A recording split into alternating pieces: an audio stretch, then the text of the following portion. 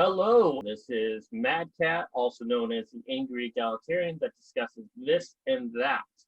And today is a very special episode.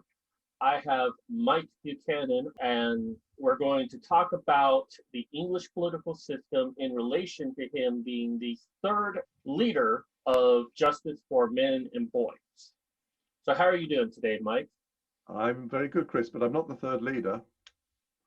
I was the original leader. I launched the party in 2013, and it was then, and it remains to this day, the only political party in the English-speaking world campaigning for the human rights of men and boys.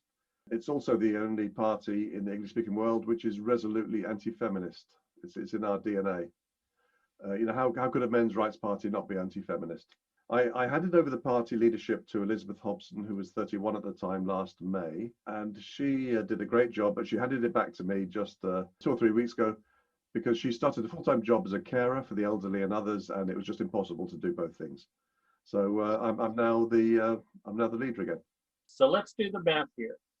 Mike Buchanan started it, handed it off to Elizabeth, and took over. I guess that means he's the third leader. I guess in a strange sense. Okay, you got me. All right. So I want to give a quick shout out before we begin today. Go over to my Indiegogo campaign. We are doing a men's magazine. This is similar to the calendars, except that there will be articles, there'll be pictures of men and women in it. We'll have a whole host of features, just all sorts of things. We think that this is something that's sorely needed, especially with all other men's magazines basically being feminist raps.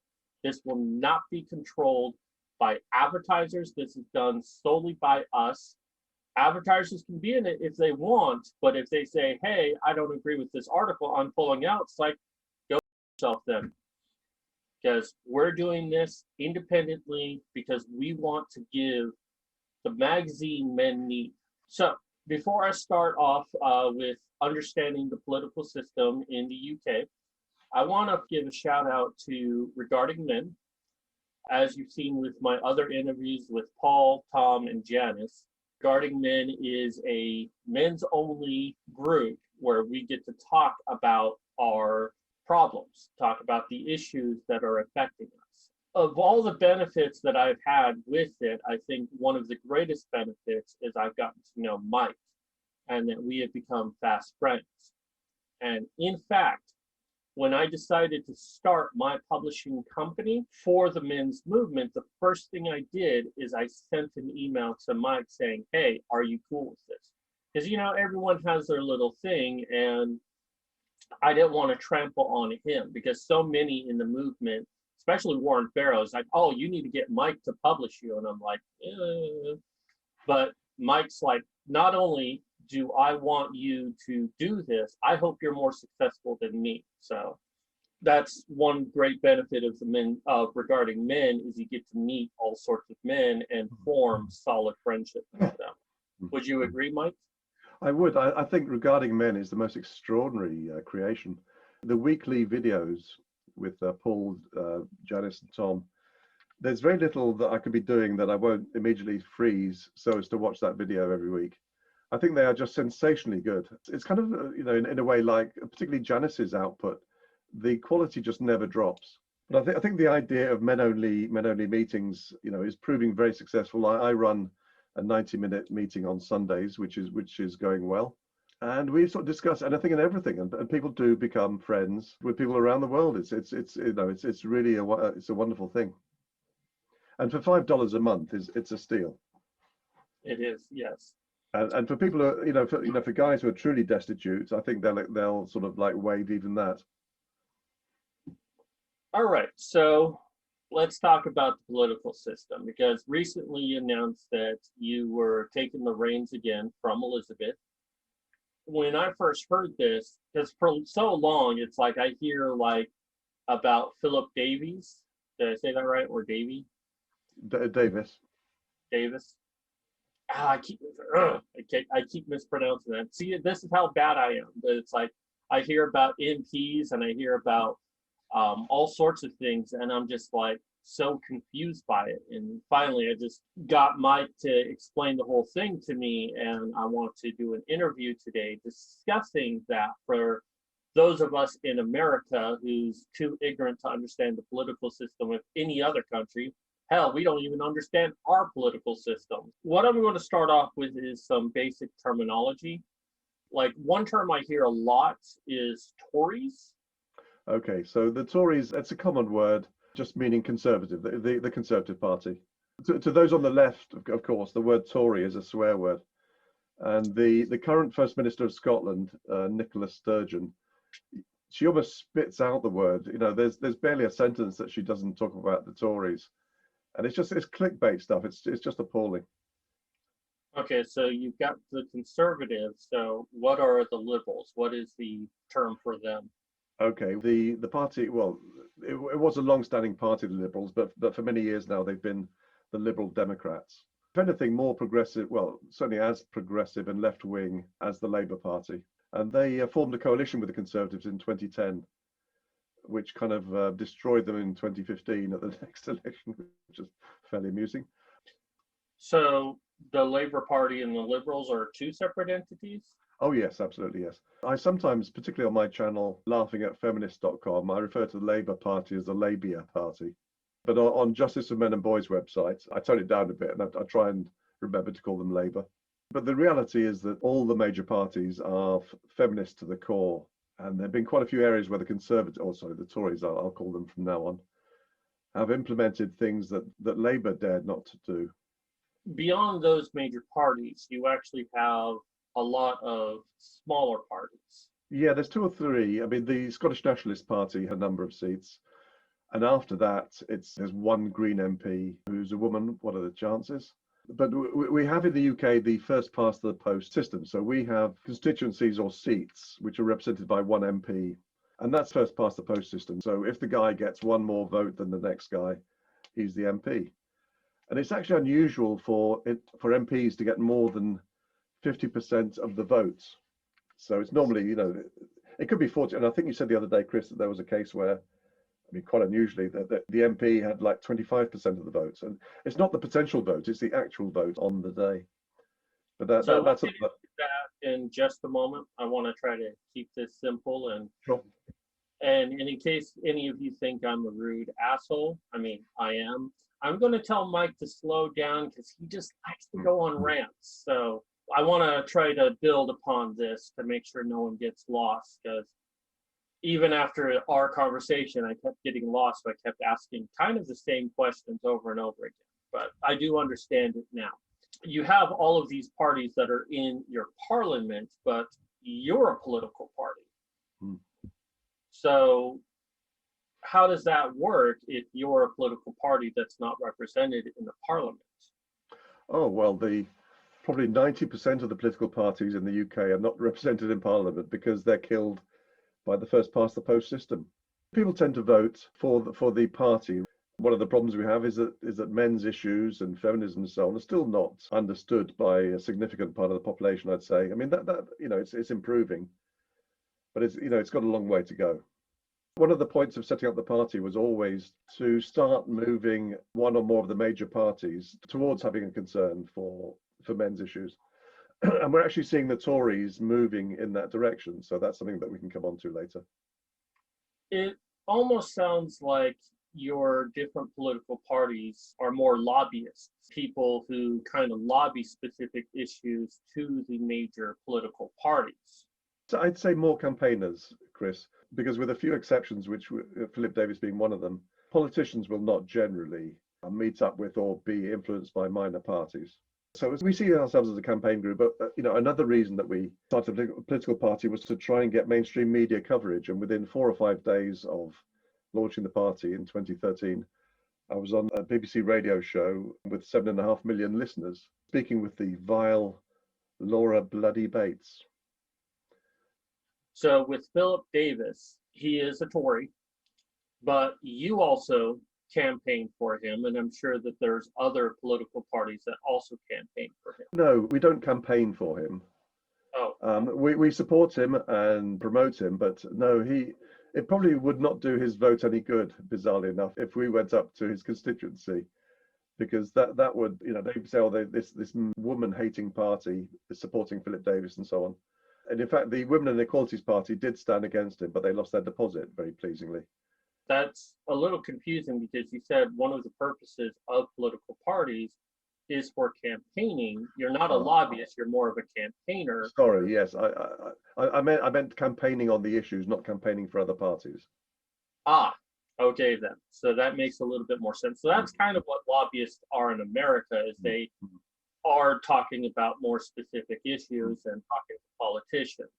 At least for the UK system, there's a little bit more disconnect. You're more focused on the talking points, not so much talking to the individual politician. Okay, so that clears that up. So the way that I've understood how the parliament works is a lot how the House of Representatives work in the United States. And we'll take California, for instance. They have 55 House seats. So that means in California, we divided up into 55 segments or districts, and each district votes for their representative in the House. And from what I understand in the UK is you divide it up into smaller districts and each person votes for their MP into Parliament, correct? Yes, and there's 650 such constituencies in the House of Commons. So you have the MPs, and then the next one up from that is the ministers, correct? Yes, that's right. And then you have the prime minister. Exactly. But you also have a separate division of people, and I wish I could remember what they were called, but they were the House of Lords. Yes, the House of Lords. Can you briefly explain what that is? Yeah, I guess primarily it's a revising chamber. So proposed legislation comes out of the House of Commons, and it's reviewed by the House of Lords, and they tend to sort of make suggestions of changes and so on. And sometimes those changes are accepted, sometimes they're not. At the end of the day, the House of Lords has pretty limited powers. The House of Commons quite frequently refuses to accept what the House of Lords wants changed. That's the reality of it. Okay, so they're kind of a check and balances, but they kind of slow down the process a little bit. But it's basically like they once were an important part, but now they're no longer really a necessary part. Is that fair? Yeah, I think sort of as the decades roll by, their influence wanes. And in fact, some people, and I'm thinking here, Philip Davis is one, I was quite surprised, and Nigel Farage are quite vocal about wanting to abolish the House of Lords. And I wouldn't be surprised to see that happen in my lifetime.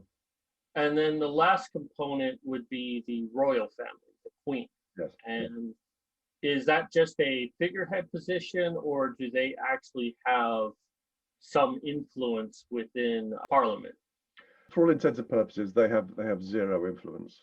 But over a number of issues, and Brexit was one. There was speculation about whether the Queen would have to sort of make some decisions. But the politicians are so wary of royalty having any influence that I think they would. It's pretty well inconceivable that royalty would have an influence today, to be honest. So really, when it comes to politics in the UK, it's just Parliament, the MPs, the ministers, and the Prime Minister. Yes, that's fair to say, yeah. Okay, so you mentioned something about losing their deposits. Yeah, so if somebody stands for election, but they get less than, I think it's 5%, I could be wrong, but I think it's about 5%, they then lose their deposit, which a few years ago was £500. It's basically to try and stop 100 people being on the ballot. Minor parties invariably lose their deposits. Okay, so how does justice for men and boys fit into the political system within the UK? Because you are a minor party, and as you say that you're more about the issues than any political person.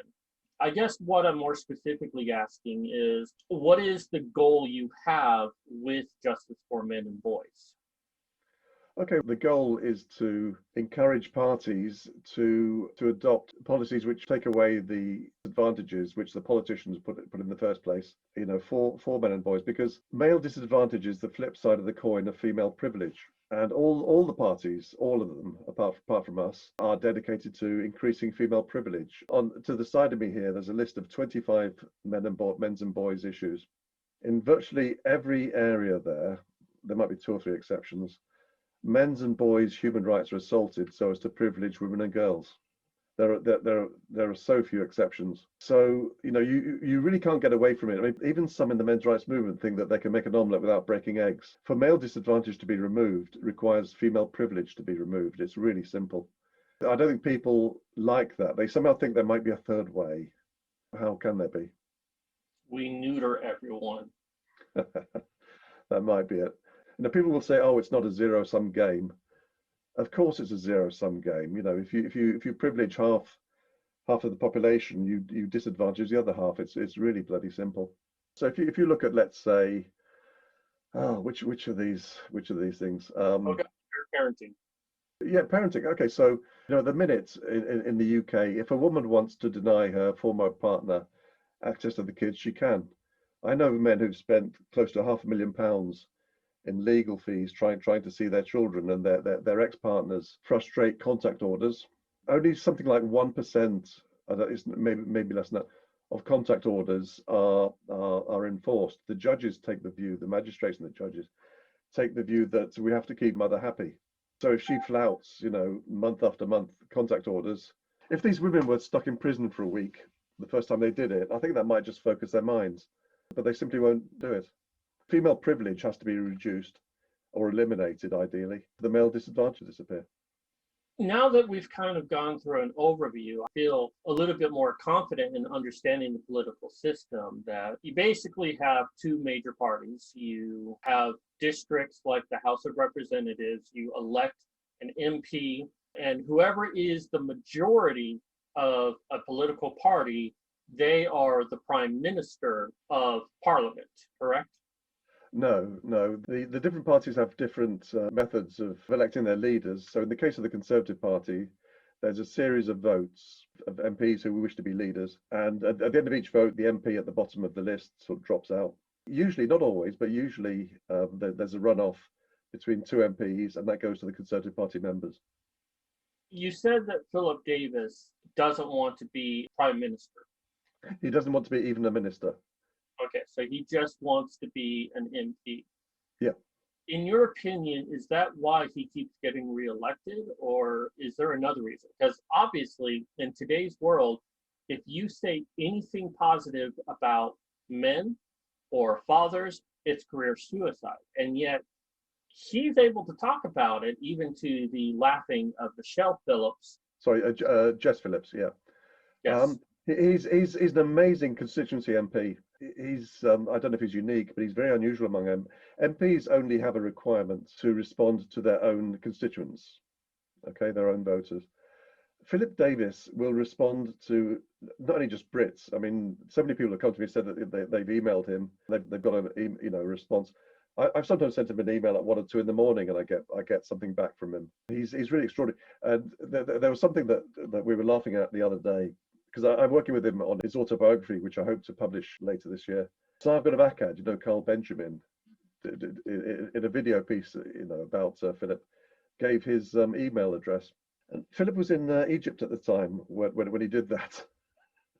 And he said, apparently he was just looking with complete bafflement as to why all of a sudden he was getting hundreds of emails. And because he always replies to everybody, he said it took me 3 days to reply to everyone. He said, if that happens again, I'm having nothing more to do with your movement. He's an amazing character. His majority has increased with each general election. Well, I guess then he's more of what we would call the people's champion. He's the leader of the people, and that's what keeps getting him elected, is that he's so personable with his constituency. Yeah, he's a straight shooter. He spoke at the London International Conference on Men's Issues in 2016. He spoke in Chicago. Elizabeth Hobson and I interviewed him for the 2020 virtual conference and produced a video called Philip Davis's Greatest Hits, which included some of his most famous moments in Parliament, including the god-awful Jess Phillips MP trying to stop him, but failing ultimately, to host the first debate in commemoration of International Men's Day in 2015. Well, I'm glad that we can have a representative within the first world like that. I really respect Davis because he can be a little more courageous and make some great headway with it. We saw men as a class who were basically not represented in Parliament, and he was until recently the only elected politician in the English-speaking world prepared to advocate for men and boys on a regular basis, which is a fairly extraordinary thing. But he's recently been joined by somebody else. Ben Bradley, who's still only 31, was elected, I think, 3 or 4 years ago in the seat of Mansfield for the Tories, a seat which had been held by Labour since its inception in 1885. An amazing guy, and his claim to fame, really, as far as we're concerned, is that he advocates for white working class boys who are the most disadvantaged cohort of pupils in the country. Not only is he advocating for boys, but for white boys. So, I mean, that is really quite an extraordinary thing today. The Department for Education does not recognise either boys or white boys as a group that is worthy of the slightest attention. Although that's starting to change because of people like Ben Bradley. Ben is going to be a guest of honour at the next conference, which is, yes, for once I've pointed in the right direction. So he's going to be a guest of honour at that, along with Warren Farrell and a few others. And he recently joined the Women and Equalities Committee, which is a committee with 11 people. Philip Davis used to be on it. And it's an example of where we're starting to see the Tories show some interest in men's and boys' issues, because there's 6 Tory MPs on the committee. The 3 men on the committee are all Tories. He has also been instrumental in the setting up of something I wasn't sure, I wouldn't have believed was possible right now, which is the all-party parliamentary group on issues affecting men and boys. So I suppose it's kind of a bit like the council on, the White House Council on Boys and Men, but it's kind of an equivalent, I guess. So there's lords and ladies on it, but there's also, I think there's 8 MPs, 7 of whom are Tories. So it's kind of looking as if the Tories are starting to put a little bit of clear blue water between themselves and the others, and showing themselves to have some interest in the half of the population that politicians in the UK and most places have completely ignored for half a century. That's awesome. And I'm hoping that his wanting to help men and what you're saying, that the Tories seem to be wanting to be more open about it. I hope this starts inspiring more Tories to start being more public about this, and that this slowly over time we can really start addressing some issues in Parliament. I think we have gotten a very good introduction on the UK system. I'm very thankful of you, Mike, for taking some time to explain it. Congratulations again on being the leader of Justice for Men and Boys. I know the circumstances, but still, congratulations. And I thank you from all men everywhere to basically have the only political party that's dedicated for men and boys, for male issues, which is not seen anywhere else in the world. And I'm hoping that in the coming decade, that changes, because we definitely need more representation within politics. A year after I launched the party, I spoke at the first ICMI in Detroit, and I confidently said in my speech, Chris, that within a couple of years, pretty well every developed country would have a political party devoted to men and boys.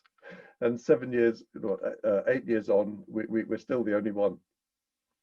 But I guess we've been a useful focus. I mean, if you take the list to my side there of 25 issues, we've sort of analysed those things to death. And I think going back 8 years, this stuff was out there, but it wasn't really pulled together in the way that I think and others have helped to do. Okay, so I think that's all the time we have for today. We got a lot to discuss today.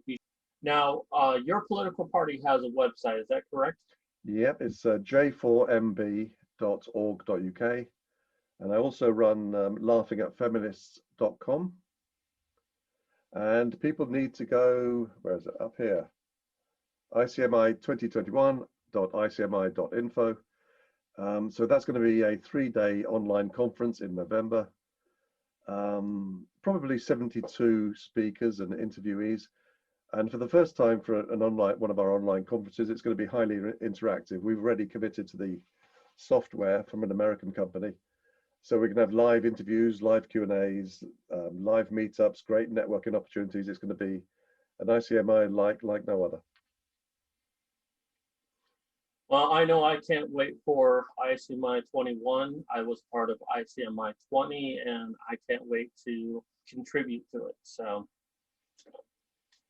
all right. And is there any other projects that you're doing at this time, or any ways that people can reach out to you? Well, they can always email me if they wish. Mike at j4mb.org.uk. Always nice to hear from our friends across the water and elsewhere. All right, so that's going to do it for us today. Be sure to check out the Indiegogo page down below for the men's magazine, a magazine where we celebrate masculinity. We don't shy away from it, we celebrate it. We are going to have issue 0 coming out in a couple of months. We're paying for that ourselves. The campaign is going to be paying for issues number 1 and number 2. And we're hoping that with the release of those, we can continue making these magazines. So be sure to go there, and even $1. Just leave us $1 and it will help us out so much. But also share it to everyone you know. That's going to do it for me. This is Mad Cat signing off. Thanks, Chris.